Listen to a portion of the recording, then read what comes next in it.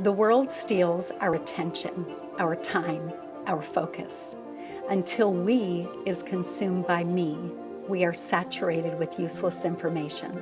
It's easy to become numb to the plight of people, oblivious to their needs. The world isn't just what happens on a screen or what scrolls by us on a news feed. There is another way. Real religion, the kind that passes muster before God the Father, is this: reach out to the homeless and loveless in their plight and guard against corruption from the godless world. When some would call the church an institution steeped in tradition that can no longer relate with the real issues that plague modern-day people, we stand. Dissatisfied with the status quo that puts self above all others, we declare that we is far greater than me. So we gather, knowing that one has strength, but together we are a movement. We are a force of good, a force that can and will reach this city. 2.5 years ago, we set out to plant a church in downtown Sacramento with just a handful of people. It's been incredible to see what God has done through our faithfulness. In fact, we've seen literally what the book of Acts says, is that the numbers that were added to them daily increased, and that's what's happened. And so we're just so thankful for what God's done, but we believe that this is just the beginning. And so we're launching the Reach Project. It's an opportunity, it's a 5-fold vision for how we can better reach this city and this world for Jesus. The first part of our vision for the Reach Project is to, number one, recognize God's favor over Project Church. 2.5 years ago, when we started in the Landmark building on 10th Street, we knew that God was asking us to make more room and more space for people to come because we were filling up that building quick. So we moved and took a step of faith and obedience and moved to the Assembly Music Hall on K Street. And then after having packed services the next year in the Assembly, God has asked us to move and make more room for people. So we are sitting here in the Crest Theater, where we are now meeting and having weekly services in the Crest.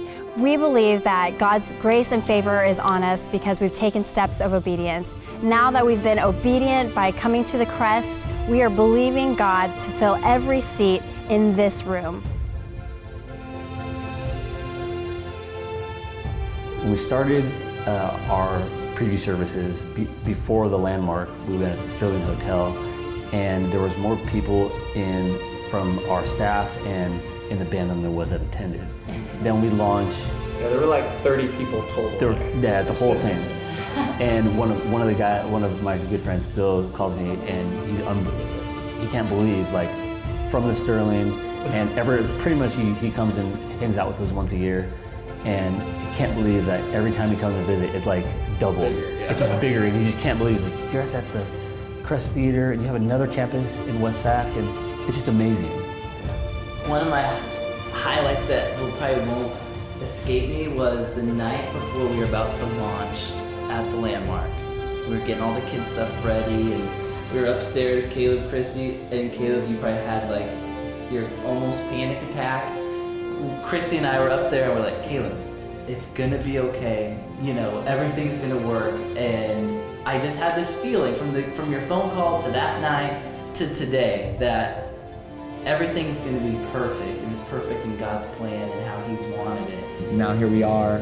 We've had our grand opening in the Crest Theater, and it just literally has made room for more people to come to our church. And what I found is that when we, and Chrissy was talking about it today actually, when we step out and make room for God in our lives, then He just pours out an abundance on us. And that's what He's doing. I mean, that's what's so crazy about our church, right? In the last year, we've grown over 100% in 1 year. And that's, incredible. I do think we keep coming back to the book of Acts, and it's like the Lord added to their numbers daily those who are being saved. We have not had a Sunday go by yet in the history of Project Church where someone didn't give their life to Christ. We've grown over 100% in less than a year. And it's beyond that now. We're beyond 100% of growth in the last 12 months. And it's just amazing that when you do step out in faith, that God is faithful. That's probably the most exciting thing to me about being in such a historical building, the Crest. The fact that a church is now residing in there and calling that their home. Not only is it a historic landmark for our city, but it is now going to be a place where people's histories are going to change from here on out. They're going to walk in, their life's going to be changed, and their history is going to be written differently than it would have if they didn't walk into the church. And that's just the power of God and His power to change people and change histories and legacies to come. So I'm really excited about the Crest. That our church seems to have really been like the Church of Acts. In terms of when you look around at the congregation, there's every race, every skin color, every walk of life is represented in our church. And it's just, when I look around, it seems as though we truly are reaching everybody, not just a certain demographic. And they're hearing this hope, and they're coming back, and they're coming back. And you can see this restoration that's taking place in people's lives. And I think it's just so rewarding to be a part of a church that is loving people the way that Jesus would love them. And what's been so cool is like, in that process of now we're a church pushing 600 people every week, and we've seen, almost 150 people baptized in water. And that to me shows that we haven't just been a church of transfer growth, but we've been a church of true transformation, where people are coming and actually getting saved and saying, I need to make this a lifestyle, right? I'm gonna be an actual disciple, and we're doing what Jesus commanded us to do, which is to go and make disciples and to baptize them in His name. And seeing that many people baptized in just 2.5 years has been probably the highlight for me, because that's when I know that it's not just a bunch of people, we're not just drawing a crowd, like we're actually seeing transformation in people's lives where they're saying, no, I'm gonna make this my life, and I'm gonna proclaim that I'm a follower of Christ. And that's probably been the most encouraging thing to me in this whole journey. I've seen so many people whose lives have just been changed just from our location, the heart of the church, the blueprints. It's a strategic thing from the Lord, but it also seems to really resonate with a lot of people who wouldn't normally ever step into something like that. And I remember specifically, there was this one guy, it was one Sunday, and I just walked outside during the music, and he was just sitting on the ground, and he had a rough patch of life, and I think at the time he was homeless. And he was just kind of sitting there, and, what's up, man? And we started talking, and I invited him in to give him a cup of coffee, and he stayed. And then he came next week, and then he kept coming, and before we knew it, he had entered some program, cleaned his life up. He got a job, and he got baptized there. I remember he was one of those guys who was even in our video for a long time. He was the guy who got dumped. It's one guy, it's representative of so many others, but I was really that guy.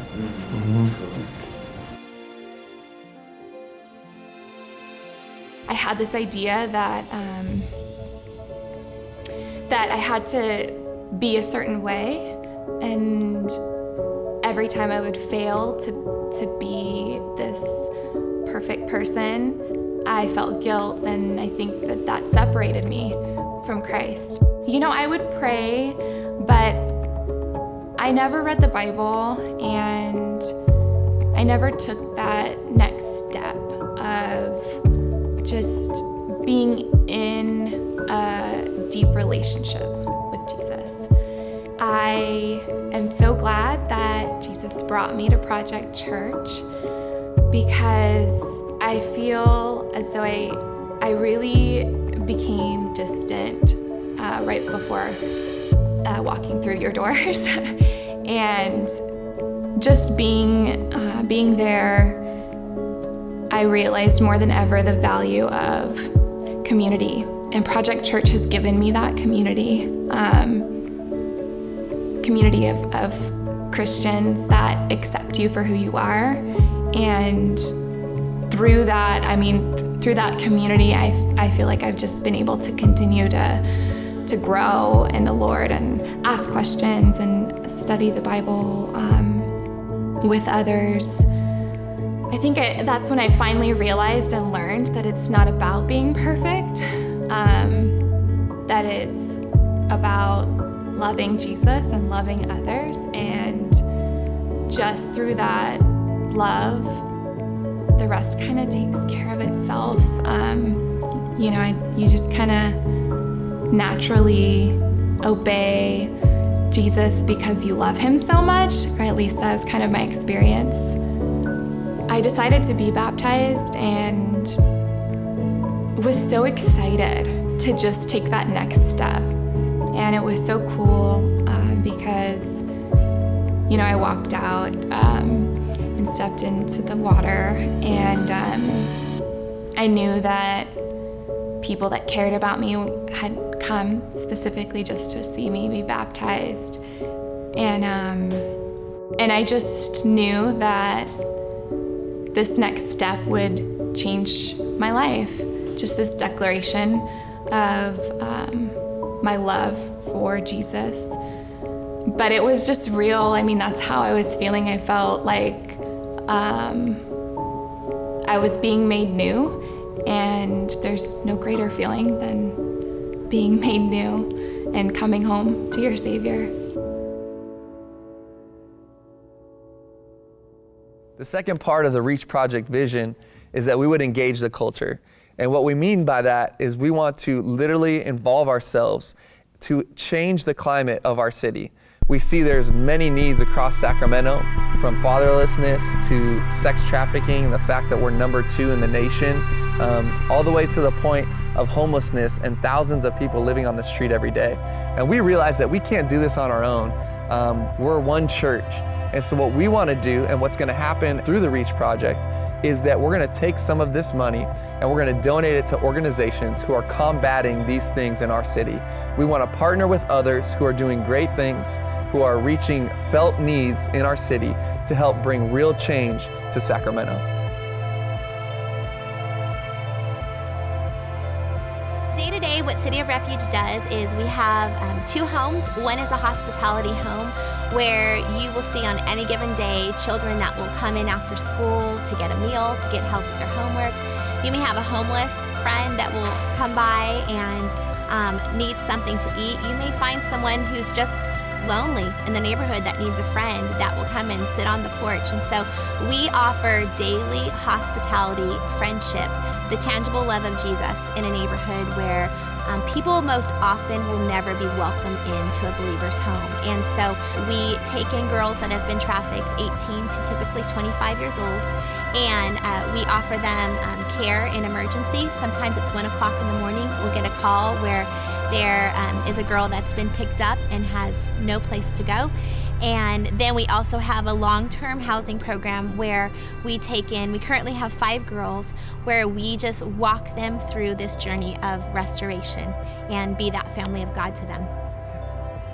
My heart for Oak Park today is that we would be able to see this renaissance, this revival of a community that includes the true hero, that includes Jesus, that includes girls that have been prostituted now living as whole members of a community, men that used to gangbang in this community coming to know Jesus and living and being a part of a thriving community, and City of Refuge building along with the rebuilding of this community and offering hope and restoration in those who are broken in their lives. We continue to see the needs just of our own community, and you know, we were working with kids every single day, and kids would come into the community center and get, you know, help with their after-school homework, and they'd come to camps with us, and you know, they would ask Jesus in their hearts, and they would go back to the same homes and the same family situations and the same brokenness, and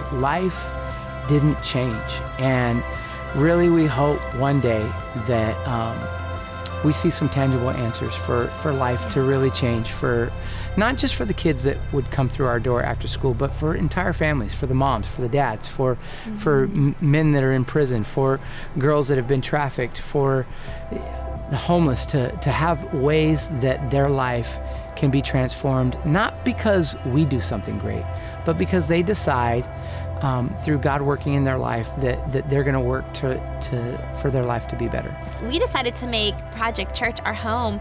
They had personally just been such great friends to us, and we believe in the vision of where Project Church is going. We love that it's a church for the city, and you know, we love Oak Park. but we love Sacramento. We love our city, and we are committed to find those dark places and to go with an army with us and stand behind. And we really believe that Project is a place where we can run with that. And that's why we're here. My grandma brought me up in the church, old school, Pentecostal, hellfire and brimstone. So I'm no stranger to the Lord. I moved back to Sac after getting divorced. I went to church out there, but it wasn't for me. It was for my ex-wife. I just wanted to go to church because she said we needed to. I would praise and all that, but my heart really wasn't into it. I put her above God. She was my everything. And when she left, my life was over. I didn't play football anymore. I, started drinking and smoking weed all the time just to numb the pain, and contemplated things. And I knew I needed to go home, or I was gonna do something to myself that I couldn't take back. So one of my friends from high school, contacted me, told me to come and train. I'm like, train what? He's like, I do that MMA stuff. I'm like, I don't know, man. I'm kind of pretty, I don't want to mess up my face too much. And he kept bugging me, I was lifting weights, trying to get into bodybuilding. That was too easy. It's just not athletic. I'm an athlete. So I wouldn't try, got choked out a few times, and I liked it. 8 months later, I was fighting pro. So, okay, I have something now. So I'm not really going to church, but I have something. I'm fighting, I'm taking fights, I'm winning. And I'm getting all this praise, and I'm this and I'm that, and I felt like I mattered again. He was gone. He was not in the room with me. And I felt alone, I was scared. I felt like the devil was like he had his hooks in my back, man, and I couldn't move. And it was one of the scariest feelings I ever had in my life, just sitting there on the couch, man, just alone and dark. And I knew I had to clean it up. And then I moved in with a friend, a teammate, and everybody told me not to do it. But he was my friend. I wanted to help him. He recently went through a divorce at the time. We got along at the gym. He took me under his wing. It could be pretty warm under the dragon's wing, you know what I mean? So I move in with them, things are pretty good, and we start to party. We win, we lose, we start to party. And then all we're doing is partying, and for 6 months straight, party. I lose my job. I'm not training that much. I'm getting out of shape, and look, my room is a hurricane. Like this isn't me. And I could feel God beating down my door. Like, what are you doing, man? Like, this is not what I had planned for you. And the fighting was good. I trained, I felt connected, but just the lifestyle I was trying to live, I was trying to implement, wasn't godly at all. And I left.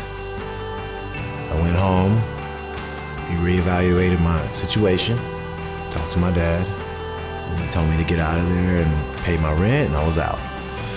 So now I'm on my own again, and all my friends hate me. So kind of back to square two. I have something, but I'm alone. I moved downtown, joined Uriah Faber's Ultimate Fitness, kind of a new start. I'm praying, I'm reading my Bible, but it's not enough. And I run into Silly, and she says, hey, you should try out my church. And I'm like, where is it? I don't know. I gave her every excuse in the book.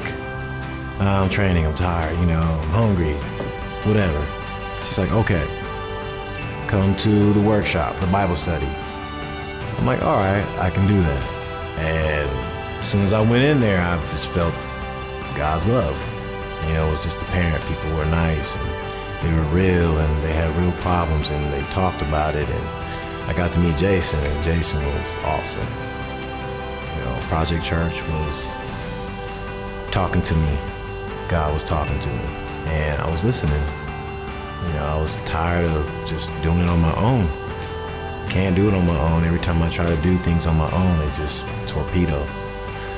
So I stuck with the Bible study for about a month and a half, I think. And I went to church, and you know, y'all were singing and praising the Lord, and it's like, man, I could just feel my grandma just smiling, you know. I talked to her every day, and I could just feel her happy. I could feel Jesus right there with me. And ever since then, I never looked back. So I'm like, you know what? You know, I come to church, and you brung up who wants to get baptized, and everything in my body was like, nope, don't raise your hand. Don't. You're good. You just, you know, you're straight now. And God was like, you need to get baptized. You need to recommit yourself. So I raised my hand and ran up there. You know, jumped in that water. You dunked me down, you know, and just felt renewed, man. And I never want to go back to that again. I can't. You know, His grace is better than any high, any adrenaline rush I've ever felt. You know, I don't want to lose that, ever.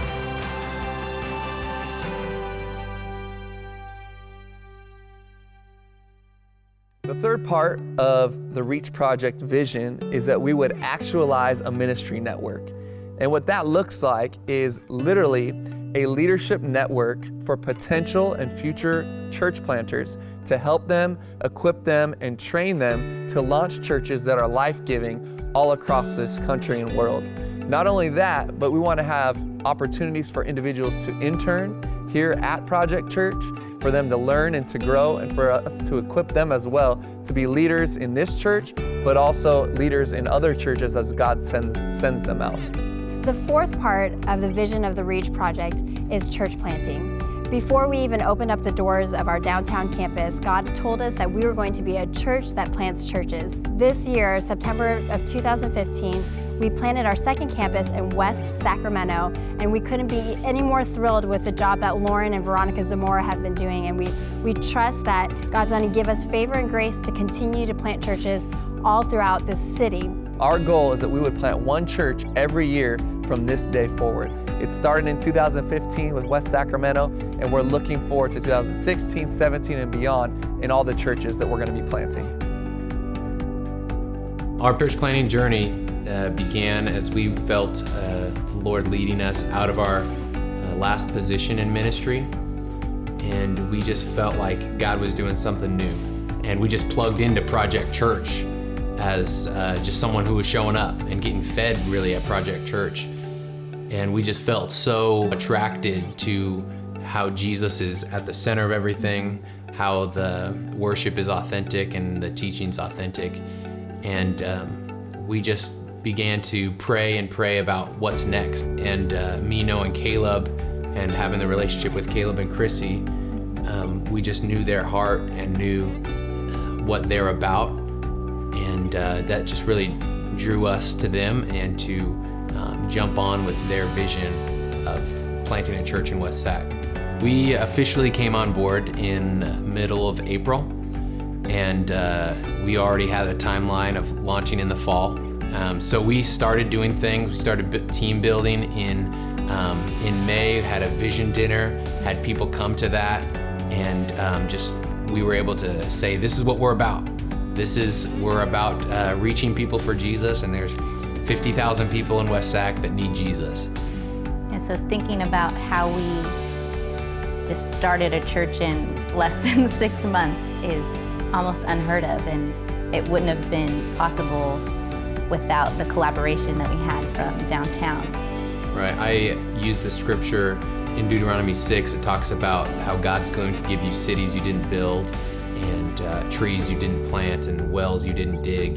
And as I read that in preparing for one of the messages, I really felt like that was speaking to us, that God has given us cities that we didn't build. And so many of the families we've met, there's so much about their community. They want to reach their neighbors. They want to just be in that area that God has placed them in. And so I feel like that's what's really exciting about West Sacramento. Like you said, the community that you just feel.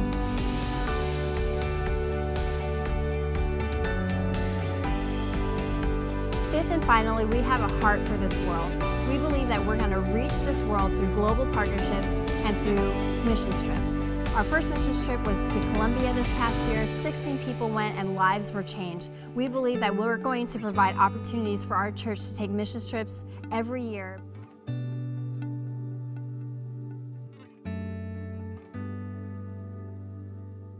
Coming from a secular background, being raised, different theories, science, different, questions. But I was searching. I think that I was searching for answers in my own life. Life, the universe, family, the human condition.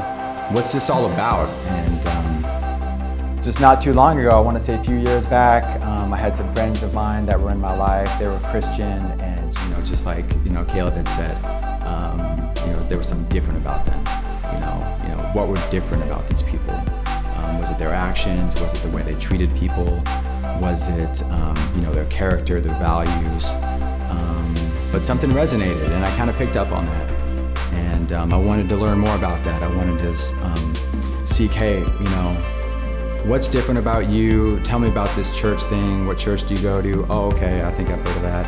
Google searched Christian churches. We visited a few, and I think Project was probably the third one we checked out. And there were some answers. So I think for the first few months, kind of just asking questions, going online, doing my own research, listening to what Caleb said, but also doing my own, studies and, reading the Bible and reading other books on theology and, trying to make an educated decision whether or not this is something I want to be a part of. Obviously, it's a huge, life-changing experience, whether or not you want to become a Christian or accept Jesus into your life. So I've made Project Church my home for numerous reasons, just the community that I found there, and just again accepting me with open arms. No one asking me, hey, where are you with this stuff? Have you really accepted it? Months go by, and then I remember, sometime during that time, when Caleb would do the call at the end of the service, and raise my hand, and I want to accept the Lord into my life, and I want this decision. So went ahead and raised my hand, and since then, obviously things have been different. A place to vent, a place to talk about what's going on in my life, and my feelings and my family and struggles I'm going through personally, being there for others. Hey, let's talk about this stuff, and I really enjoyed getting to know people and really caring about others and what's going on in your life, and hey, let's meet up for coffee, let's talk about that. And that's taken me to the point where, hey, missions trip, we're going to Colombia, who's coming with me? And then when I heard that, I was like, sign me up, so it was just like that. And we're down in Colombia, and then needless to say, it was beyond my wildest expectations. I can truly say it was a life-changing experience. It was a transformational experience, and I think it's brought me closer to the Lord. And I think that serving in that capacity and doing ministry in the community, doing construction, meeting the pastor, when I got back, I was just on fire. I just felt a passion. I felt like I wanted to get more involved in Project Church. I felt like I was closer to God, closer to Jesus. And what I'm trying to do is keep that going, keep that going in my life. How can I find ways to keep that passion going, getting in the Word, being good with my devotionals in terms of how it's changed my life. It's changed my social circle. It's changed my priorities. It's changed my work environment, how I interact with people, how I view people, how I see people. And in this moment, I couldn't be happier. I think everything, is going really well, and I'm thankful for Project Church for a lot of the positives that have been going on in my life, and I just want to keep it rolling.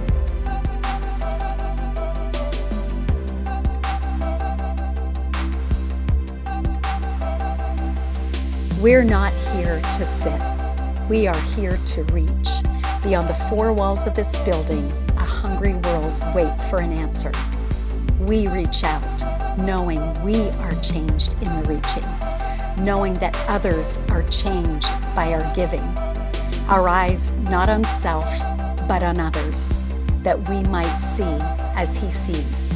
Not a world lost, but an opportunity for many to be found. Found in love, found in hope, found in Jesus. Alone, we can do so little. Together, we can do so much.